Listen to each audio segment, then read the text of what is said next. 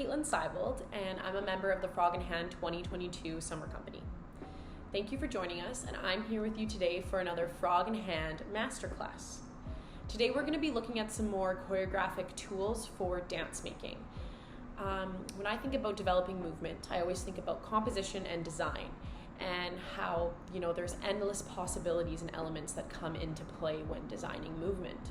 So today we're going to be looking at crafting a phrase using an idea called found movement, and how this concept of found movement can be a really helpful choreographic tool. So first, let's talk about what a phrase in movement means and some helpful elements that will help us better explain and understand this term. So what is a phrase? The definition in the Oxford Dictionary is a small group of words standing together as a conceptual unit, typically forming a component of a clause. The musical definition for a phrase is stated as a substantial musical thought, which ends with a musical punctuation called a cadence. Phrases are created in music through an interaction of melody, harmony, and rhythm.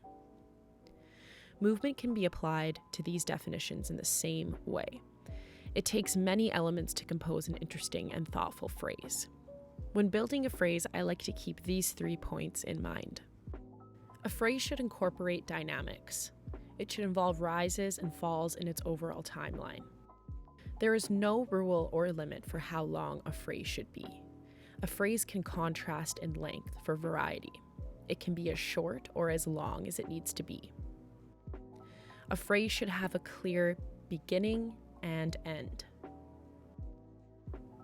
We can think of choreography as a multitude of phrases joined together, like sentences or paragraphs in a book or notes in a score of music. Now, how can we make a phrase using found movement as our guide? Let's try developing a phrase together using found movement. So first of all, what is found movement? Movement is all around us. This concept involves taking inspiration from people, animals, nature, objects, and anything that involves movement and placing it in the body. We can copy these movements as detailed and specific as we want, or we could use a more abstract approach.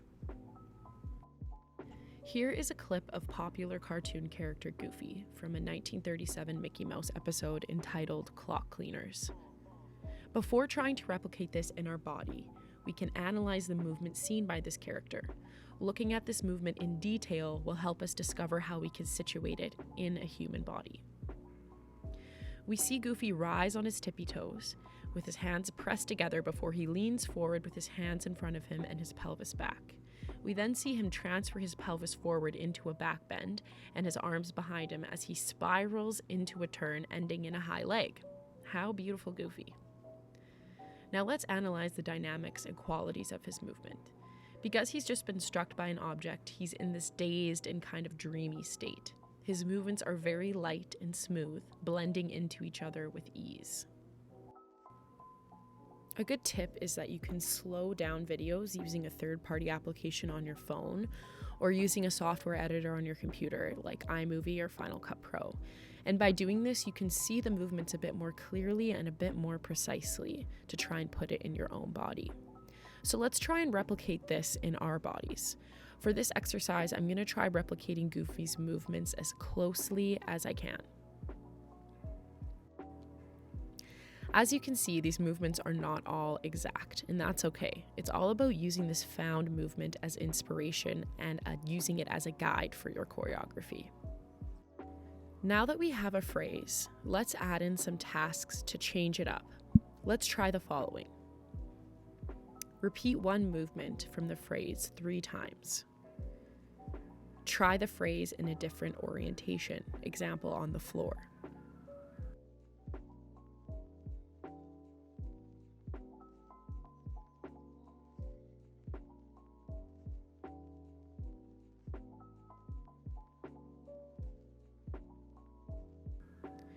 Try this phrase in a few different speeds, fast, slow, or medium. After applying these few tasks, we now have 3 different phrases. How cool! It's now time for you to pause the video and try this exercise yourself. Use Goofy's movements to create a phrase. After you figure out the phrase, try adding these 3 tasks to the movement. 1. Repeat one movement from the phrase 3 times. 2. Execute one movement from the phrase in a different orientation. 3. Add a change of tempo to the phrase. This technique can be used with any type of found movement. You can research a bird,